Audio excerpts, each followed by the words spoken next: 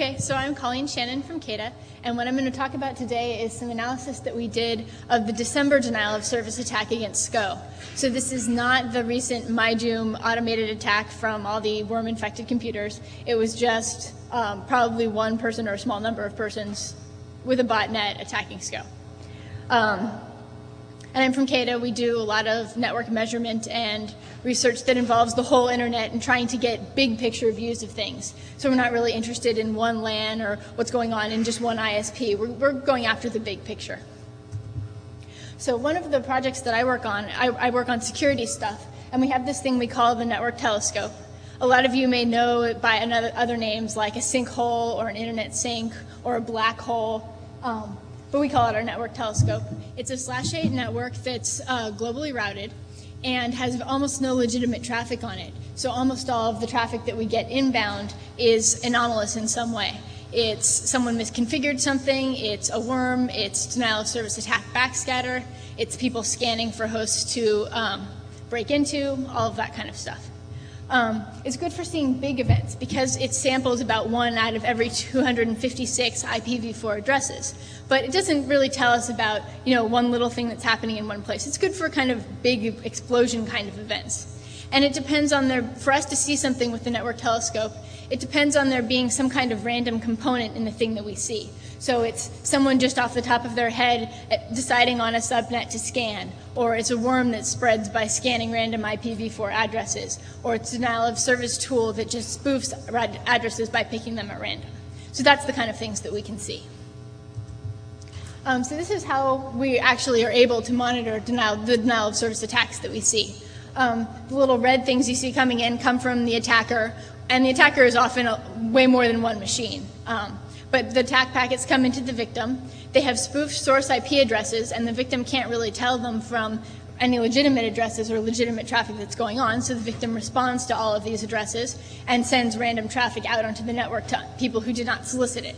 So we get a big chunk of that into our network telescope, the big monitored addresses circle you see up there. So who is SCO, for those who have been under a rock for the last year or so? They were originally Santa Cruz Operations, a Unix server company, and they were bought by Caldera, and then they changed their name back to SCO Group and got some IP from Novell. So they have they have some parts of Linux source code that's been deployed pretty widely that they think they own the rights to. So last year they sued IBM, and they've threatened to sue a lot of other people, including individual Linux users. And this has made them pretty unpopular. In fact, people kind of think that they're hated even more than Microsoft these days in the open source community, which is quite an accomplishment. So a little history on their denial of service attacks. Because they aren't real popular, they've been attacked a number of times. In May of 2003, they were attacked. In August, they were attacked again. And there were some rumors at that time that they were just faking the attack to cover up some kind of internal network problem. But I don't really know if that's true or not. So then in December, on December 10th, they were the target of, oh, that's not right. It's a 340 megabit per second SYN flood that incapacitated their web server. So they were being attacked. They issued a press release saying, hey, we're being attacked.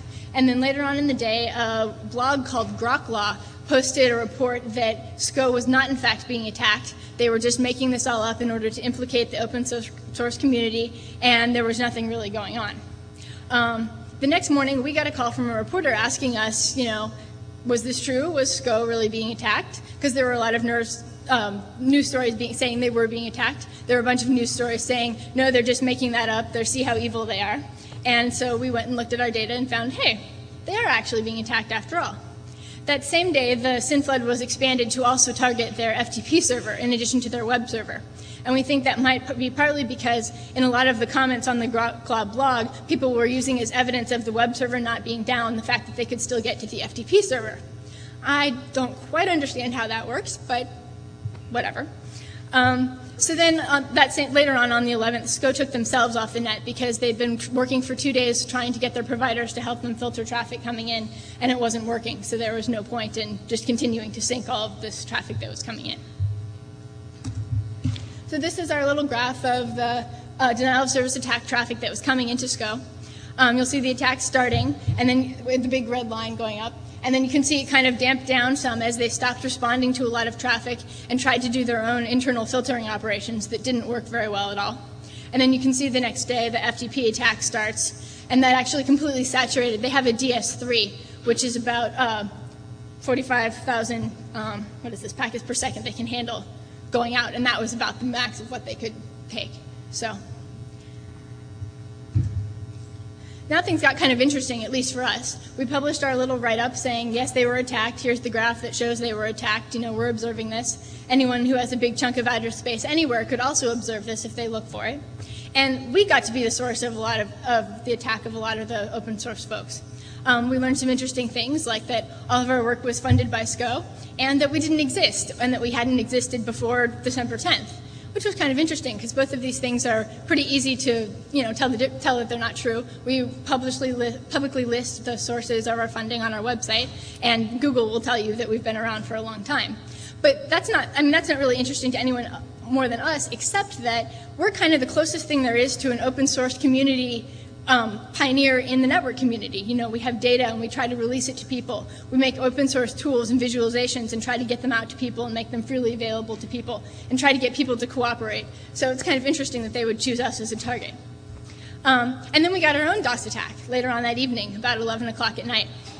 And some of the attack characteristics of the attack against us point to maybe the same tools or the same perpetrator as the SCO attack, but there's no real evidence one way or another that we can say for sure what happened. So we learned a lot of things from this attack. We learned that security experts, including us, need to be careful what we say to reporters and to other people when we don't have that much information about what's going on. We were getting a lot of calls from reporters and people saying, well, SCO says they're being completely incapacitated by this SYN flood. You know, is that bad? Is that real?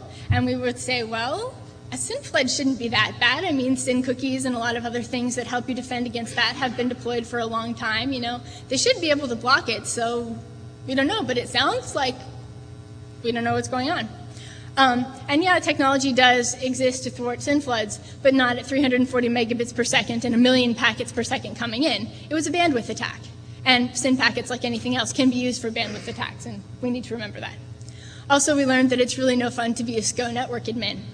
We had a lot easier time getting their ISP to cooperate with us in our attempts to find out what was going on than they did, let alone trying to get them to actually block the inbound traffic. Their ISPs won't admit that they give them connectivity, so they sure weren't about to go out and corroborate the fact that they were under attack.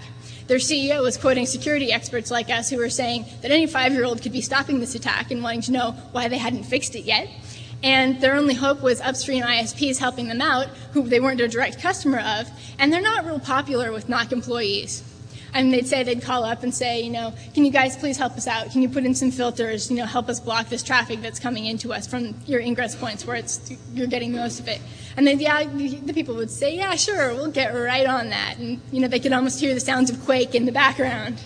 So it's not a lot of fun to be them. But there's a lot that that everyone in the community and the routing community and ISPs have to learn from this as well. There's also some things we need to ponder about for the open source community, which is, why did anyone believe that SCO was faking the attack to begin with? I mean, that's kind of ludicrous. Everyone hates them, so it's not a real big stretch to think that someone might attack them. And it's a bigger stretch to believe that they actually paid someone to attack them, because there's no point. Also, it's not really in the best interest of the open source community to say that SCO faked the attack, even if it was true, even if there was some evidence that it was true, because it just makes open source folks look like they're kind of paranoid and on the edge and not really trying to be productive, which is the opposite of what's actually going on. And so the take-home message for us is that while many DOS attacks are short-lived pranks, the potential for real physical damage to customers is great. You know, you have your new service and you're ready to roll it out, and then someone attacks your website and you're gone from the net when you've paid for advertising, or you have a lot of other things depending on your site being up. And what happened to SCO can happen to any of your customers. You know, if you're not a Fortune 10 company and you're not a Tier 1 ISP, a 1 million packet per second attack is going to take you out. And if you don't have a lot of money and a lot of resources to throw at that, you're going to be looking to your ISPs and other people to try to help you out and try to mitigate the damage as best they can. So then there's also some other interesting questions that come up, like, well, especially when you're dealing with a company as litigation happy as SCO is, which is, do you have any legal obligation to block traffic for your own customers or for the customers of other ISPs? Could a court order force you to do it even if you didn't want to? What about if you know that one of your customers is being blackmailed and they're being threatened with a denial of service attack? Do you have any obligation to help them then? What happens then? What if you're a small ISP? How vulnerable are you to this? And could you offer any blocking services? Would your customers be willing to pay for that? You know, some kind of DOS attack insurance. What kinds of solutions do you have online or are you thinking about that could help your customers when this becomes a larger problem? And if you're interested in more information about what I've been talking about, there's some links to our write-up, to some work we did showing how you can use a network telescope or a sinkhole or a black hole to stop denial of service attacks or to track them. What we do with our telescope for research.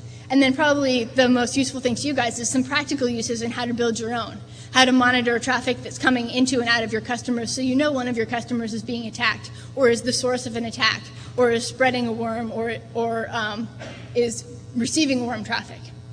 And if you're interested in more about what CAIDA does, there's also a link to the CAIDA website there.